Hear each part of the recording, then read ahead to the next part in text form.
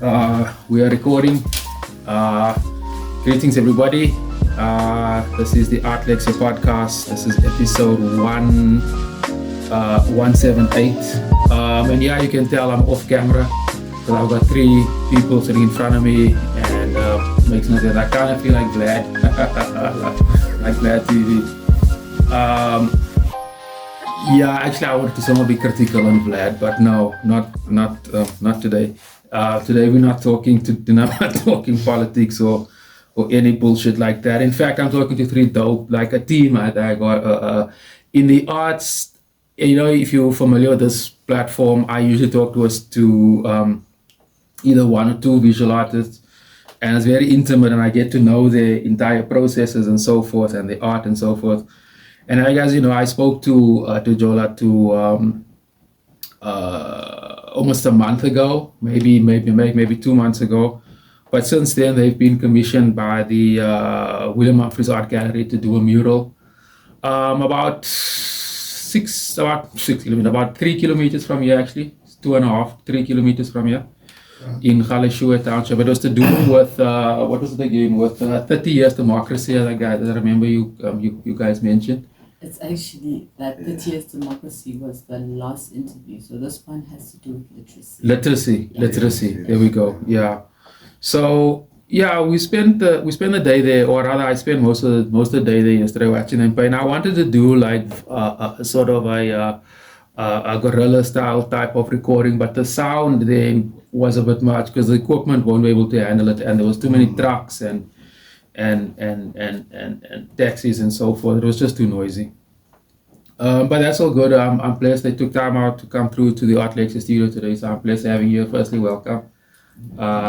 It's very cool to have you. So let's first start by introducing Pule. I'm Pule, Masigo, aka Macro, SGE crew from the graffiti school. Awe. Jola. Nkululeko Mahlangu. Yeah, just Nkululeko Mahlangu, man. Nkululeko Mahlangu. And guys, as you know, like I spoke to him earlier on, and I'll put that link up to the that episode to on top of this, so you can check it out. And my sister Nomazulu, how are you doing? I'm good. How are you? I'm alright, man. I'm just looking forward. Like I'm always very excited to have people here, man, because everything I do is digitally, is virtually, pardon. So it's always cool to and I have to have a crew is dope. So I appreciate it. And thank you for taking the time. I know you guys have got a schedule today. You still got to do something afterwards. So let's get into it, man. Yesterday, looking at you guys working, the first thing I because when I called Nkululeko first, Jola first, Nomazulu, you picked up the phone. And that could, or rather, how I see it, I saw like you guys are really working as a team over there. Like the one guy can be working, but you sort of handle quote unquote admin. I thought that was really cool because, as you know, most of the artists we work on our own. Mm-hmm. Maybe you work with a gallery, maybe you work with a collaborator, but most of the time it's on your own. So just tell us a little about how everybody works, how the system works, because I thought that was a cool thing to start off with. Okay, so I'm basically the artist sitter, so I make sure that all the accommodation is done, everything happens in time, everybody's fed, but everybody's inspired to work and they can focus on their work. Pule, I can say I'm a crew member in a pirate ship. Oh, yeah. You know what I'm saying? Yeah.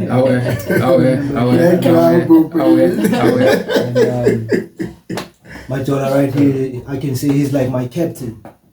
And I normally follow his lead. He knows my strengths and weaknesses.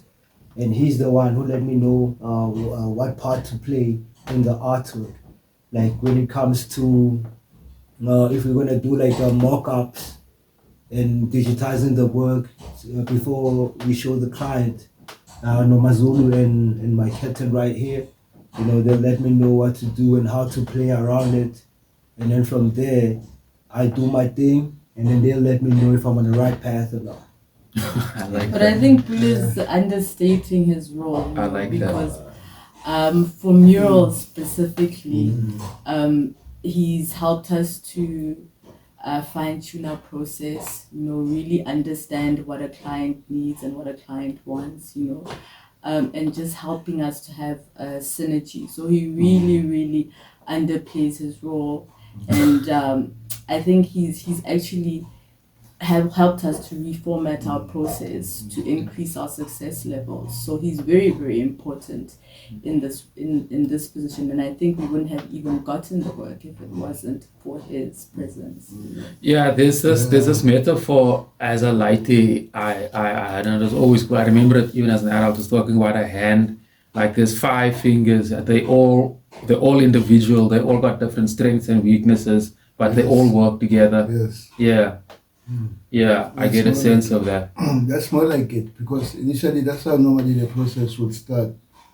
Coming up with the concept first, then sketching, cutting down, steps from a small size.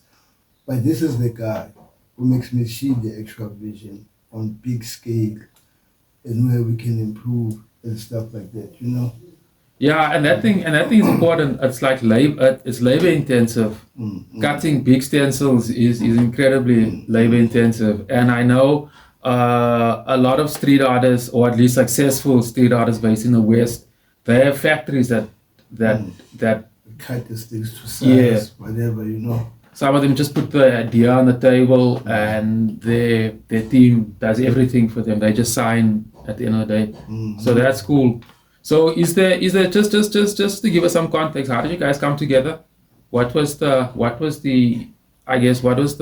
central thing that pulled this team together, that made what really pulled us together is that Jola and Pule are friends from the neighborhood, So what we really try to do, and what Nkululeko particularly tries to do, is that as he moves himself, or as he makes progress in his career, he makes sure that to look around and see who he can take with him, So I think that's the ethos of how we work, is that when you look around and you see somebody with talent, and maybe they're just like kind of stuck in a space, because the creative space is a very difficult space to maneuver, but if you can see talent and spot somebody that's dedicated to their craft, that's really what it's centralized under, a common respect for each other's work, and also just being able to see, to recognize the same energy that you have with somebody. Yeah. You want to say I don't something? know if that answers your question. It does. Like in so many ways it does, really, because to survive alone as an artist is quite very hard, Yeah. Like one thing that I've seen in Pule, like I walk around, like we all street artists, right? I will see graffiti work on the streets, then I'll be like, but this guy is good. At some point I would love to collaborate with him, But now how and when do we do that? So such a project gives us such opportunities. Maybe it's the first one of many more to come, really, breaking ice here really in Galeshewe. It's been quite nice for us, I wish that we could even do more, but I know we're going to do more. Yeah, no, there's many walls. Yeah. Yeah, no. I think that's pretty cool, man. And that's a nice way to lead into the current project. And what we actually have, do you mind holding it up for maybe just a few seconds so some of the audience can see it? So that is the thumbnail sketch of the mural, right? Yeah. And you said also the word literacy. And it's done. Okay, I think that's enough. Like 10 seconds is enough.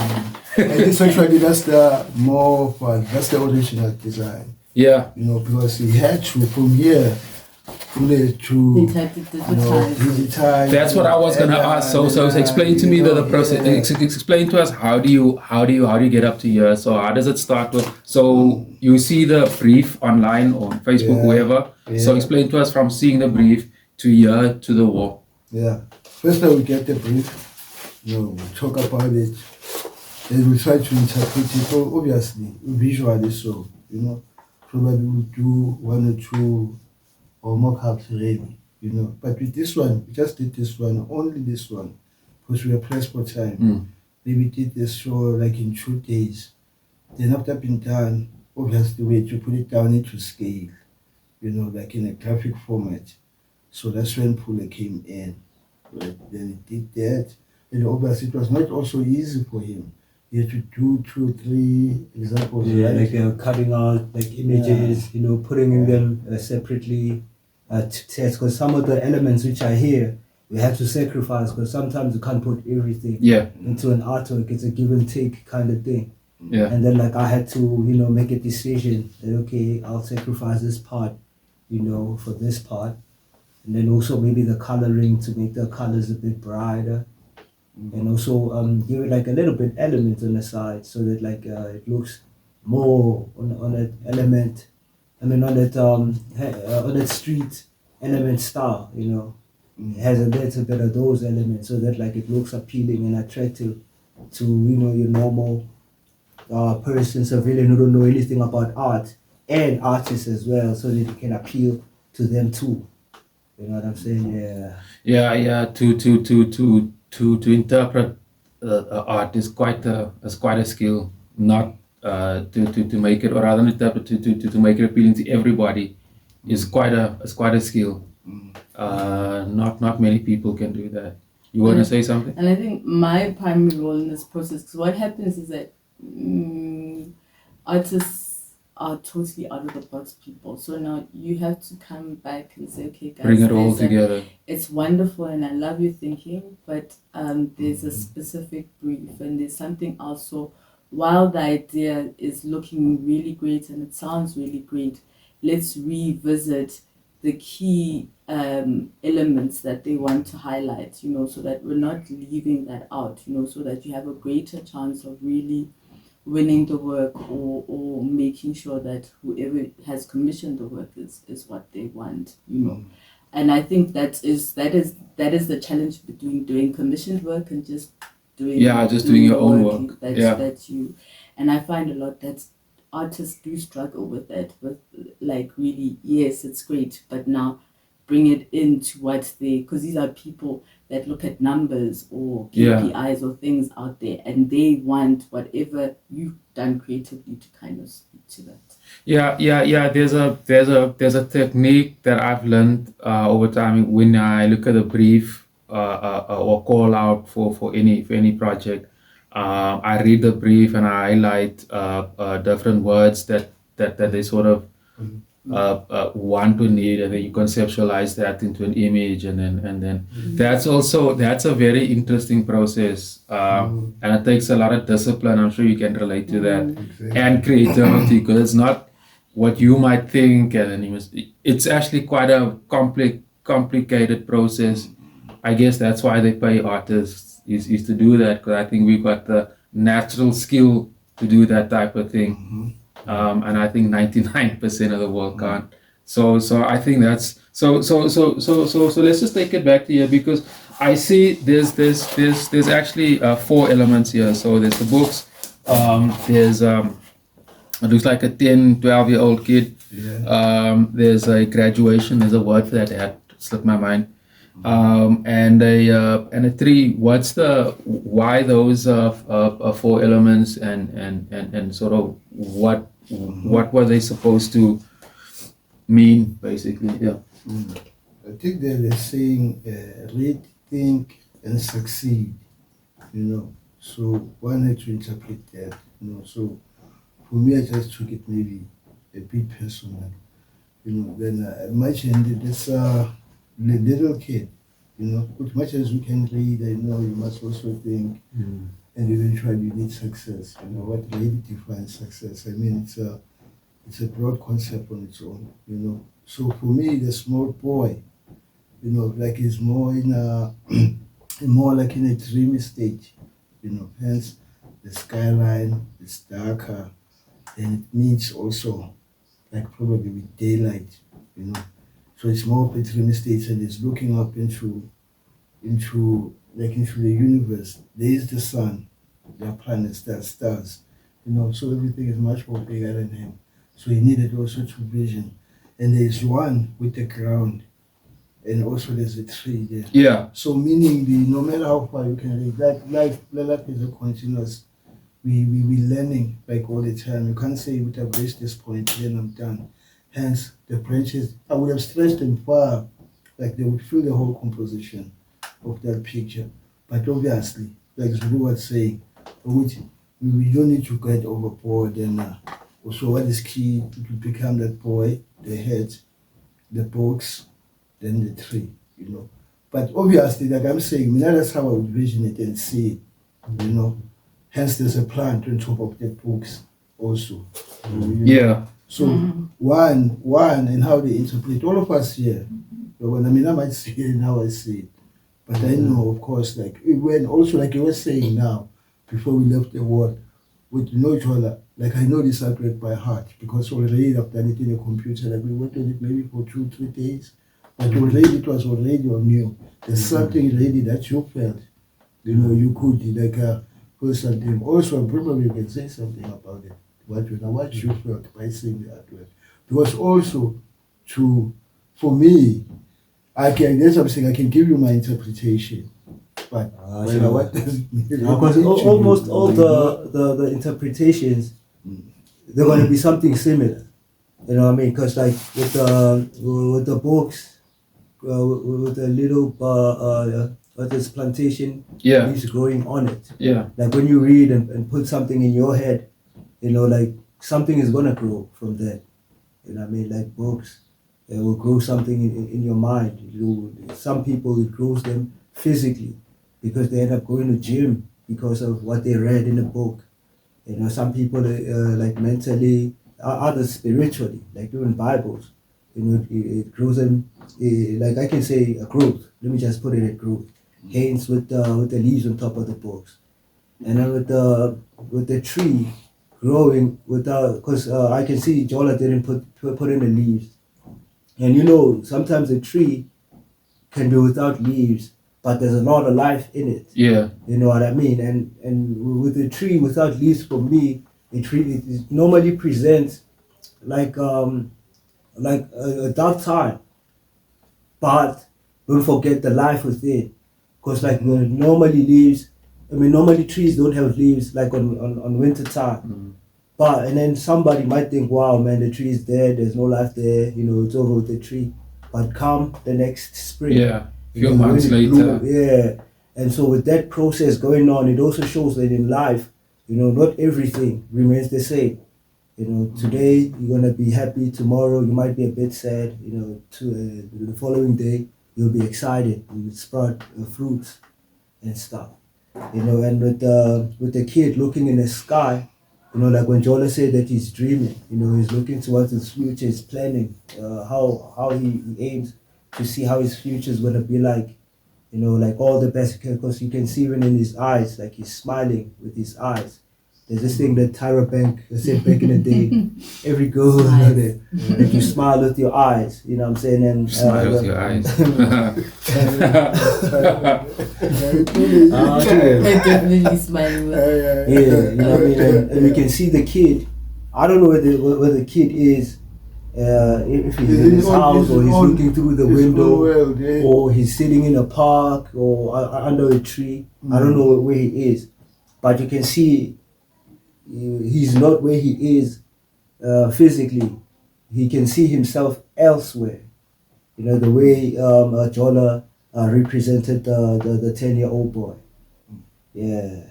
Sorry, but also the size, the scale of the boy, it makes me feel like he's the master of his own destiny, you know. And through reading, he or she can actually vision or go to places. You know, books have taken me to New Orleans, places that I have never touched, but I can feel them, I can sense them as I read. So I think those elements are important about the art piece, but also even the backdrop, because when you look at it, you can't place, as I was telling you yesterday. I was gonna make that point. Of day, yeah, you know? I was gonna make that point. You can't say if it's nighttime or it's daytime. So it also speaks to about dreaming and how important. I think success is important, but the ability to dream or to be able to vision is what leads to success, and there's nothing more powerful than books to help you to dream.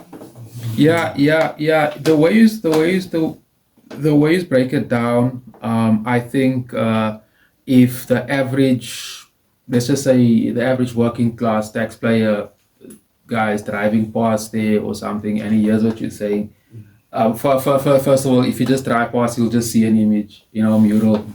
But if you hear you saying it adds so many layers and so much insight. I'm sure if somebody was to do that the next time, they'll actually stop their car, or try to pull over and try to see. That's what I love about art, and I think is so important for not just public art, in this case murals, but art in general. I know that a lot of musicians, writers as well, don't necessarily like to explain their work, and I get that.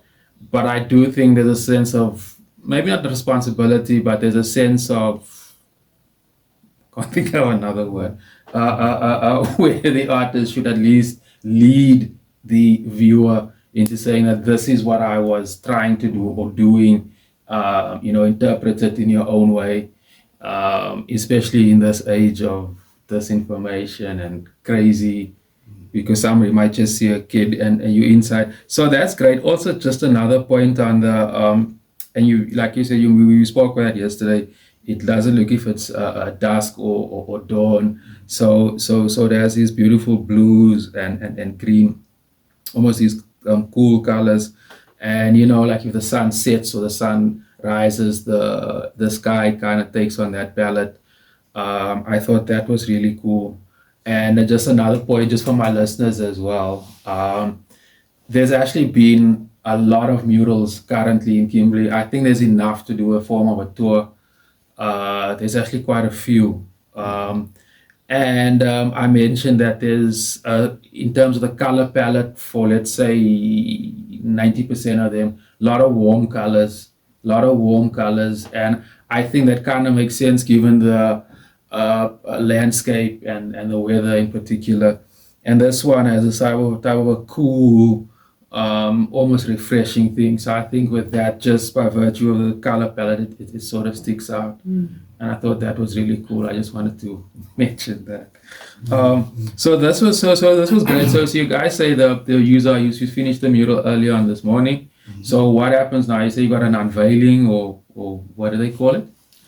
Well, they call it an unveiling slash inspection, just to kind of see if we're on point, and a handover. And I guess a handover, that was the word. Yes, a handover. Yeah. And really just for them to get their mileage, and obviously to see what it is and be able to broadcast it well enough, because they have sponsors attached to it.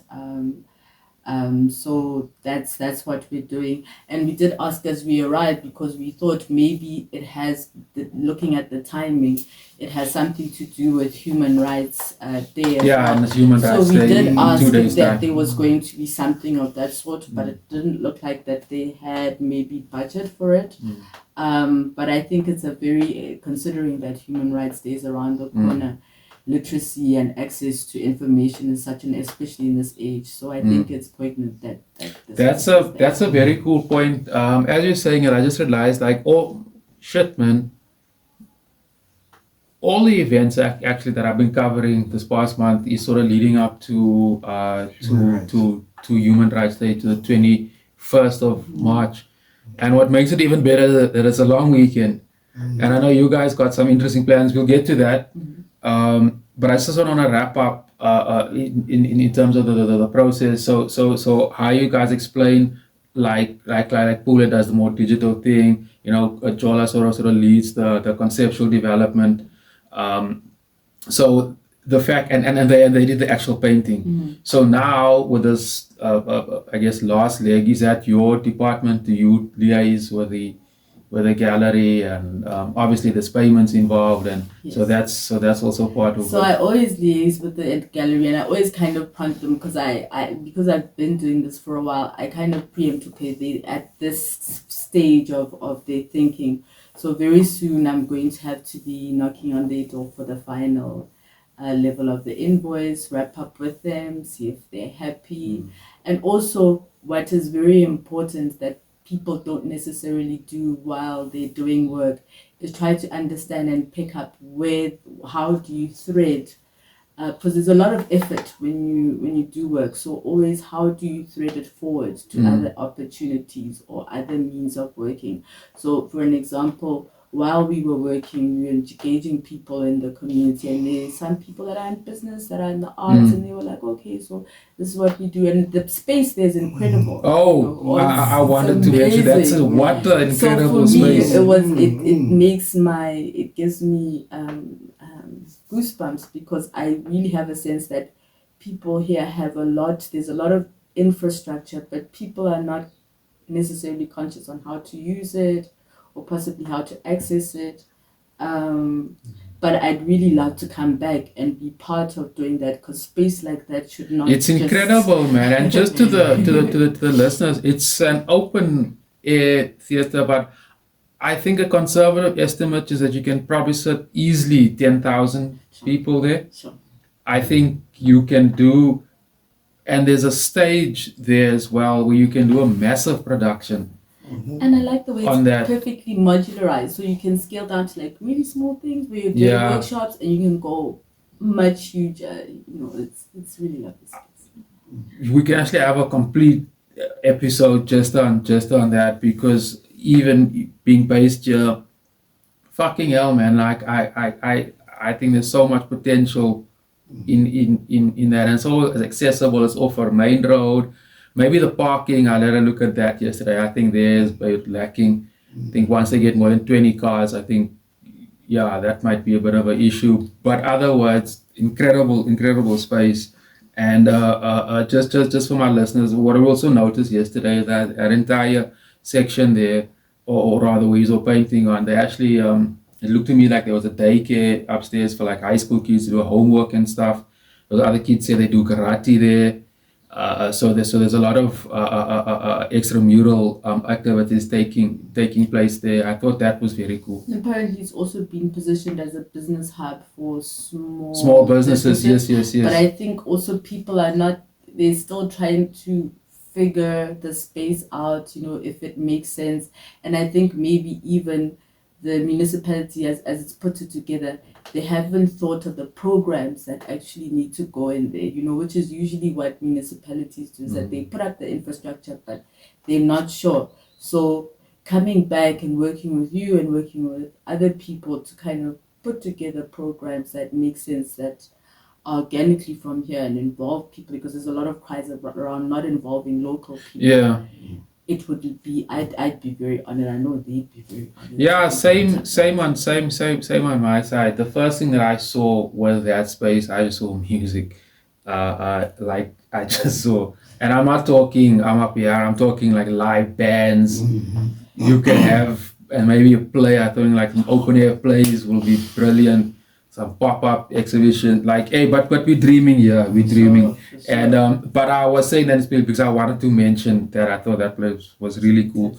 So that was brilliant, man. And so your whole process is finished. So you've got a bit of a road trip to do now. You're going to the Credo Mutwa house in Kuruman. Personally, I've been there. As this platform knows, I'm Pan-Africanist. Credo Mutwa is a very important person, not just in my thinking. He also influenced me. I've been to his village in Soweto a bunch of times. I've actually had we won't share it on this experience, but I was with a girlfriend of mine at the time, and yeah, we had a little episode there. It was more of a, I don't know, she just fell down and she had like a, what was it? Oris. Yeah, she was shaking and she had, and apparently that was normal, or rather the guides, they said they were actually trained to and that thing shook me up, because it shook me up, like fucking hell. So explain to me like what you guys are expectations, what you guys gonna do there, because it's about a 2.5 hour drive from here. Oh, man, with me, I'm just simply a traveling man, I don't really. Just for me, just going there, just experience the place, and see what the old man has done there, Then I think that also the stuff will just simply elevate itself. But beyond that, I would also like, when we get that side, probably paint something also in Kuruman, especially in the village. You want to meet the people. That's it. Just to get the experience of just being there. You know, that's it for now. Yeah, you should take some Yeah. photos. Definitely. You know. I think if my memory serves me, we were there. They weren't too keen on, or were they? No, they were. Shit, sorry, my mind is a bit. I remember I forgot my camera. That's why I didn't take photos that day. I forgot my camera. Yeah. Anyway, but yeah, that's a very cool spiritual place. So maybe you'll. I know just for my listeners also. There's also some interesting sculptures there, and Credo Mutwa was an incredibly productive person. They didn't allow us to go inside the house, and as you know, he passed away. We spoke about it yesterday. Almost 5 Exactly years 5 to the years to the ago. to the day. Yeah.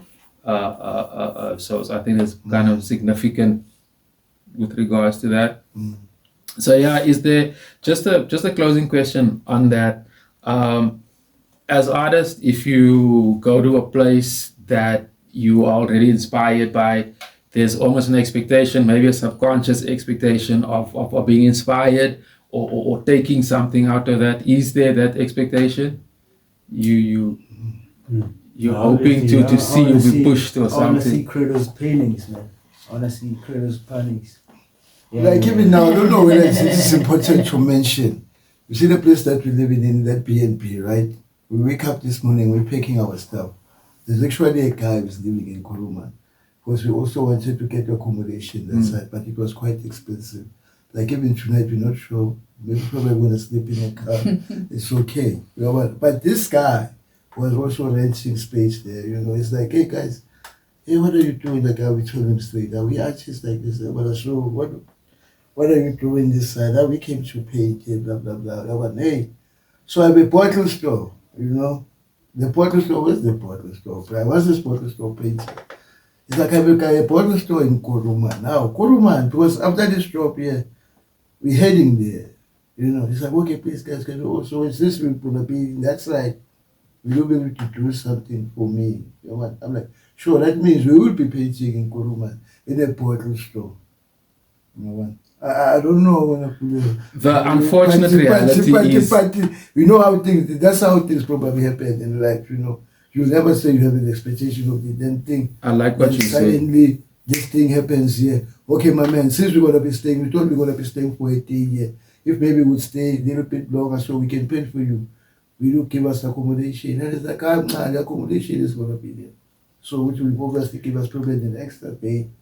I love that. Paint and chill, then I love that. And I think that's the whole point. Yeah, Is that that's how, living, being grateful, but Mhm. being grateful as much as you can, being as authentic as you can, but also not living with expectations, hoping that the universe or God or whatever is just like is laying things out for you. For me personally, I feel like I feel like Credo Mutwa is heavily underrated as well. And I've gone to the Soweto space for many years since I was a child. But I'm excited to see the other spaces because I think also they're themed according to his book. So I think this, if it's not this one with the Lexcia space, it deals with elements of the Song of the Stars, which is one of his books. So I'm excited to see what I read is kind of what he's put down, But I also see what just you're to saying. connect with him as well, because I feel we all sense his energy even after his passing, So I think that will bring us closer. That's very cool. And we can wrap it up there. I just want to leave an interesting point about your art and the bottle store in small towns. And this is not unique to South Africa, just so by the way. Unfortunately, bottle stores are communal spaces. That's unfortunate. That's why our people are so fucked up. Part reason for it. But so if you do any form of like in your case murals, that's where you get the most access. A lot of people will see it and interact with it. Exactly. So that is actually quite a good space to sucks that it should be a bottle store because there's also a lot of abject poverty and all that stuff associated with it. But anyway, that's for another day. Well, you know what he was thinking? I thought when he was talking about the Pule also, I was like, I probably don't want us when we get there, we want us to throw bottles of parts up. Like, how much beers cost, you know. Then What of beer, then you know what Savannah. Yeah, you know, but in this case, it's also just a freestyle. Probably something like African icons, something like that we did in Mabone, or something that will be inspired. Probably much is in a negative space, but at least you make something that will inspire. No, I love that. I love that. Yeah, not like that's where Jesus goes. Jesus doesn't go to church. Yeah, we spoke about that yesterday. I remember Samson was like, Samson, he was like, one day she was like, if Jesus was still alive, he would be my best friend. I'd just be walking around behind him with a bucket of water, just like, touch this, D, just touch this. Okay. I'm so sorry. Yeah. That's brilliant, man. I think we will wrap it up there. Again, thanks for coming through. I think this was great. Hanging out with the mural and seeing the whole process yesterday was fantastic. The mural is great, and maybe I will try to do some form of tour. I think there's some really cool murals around the city that people, and they're all not walking distance, but at least driving distance from each other. So thanks a lot for coming through. To my listeners, if you got so far, I would appreciate a subscription and like, comment, and all those other things. That'll be very cool. And greetings, people. Thanks, man. Thanks, man.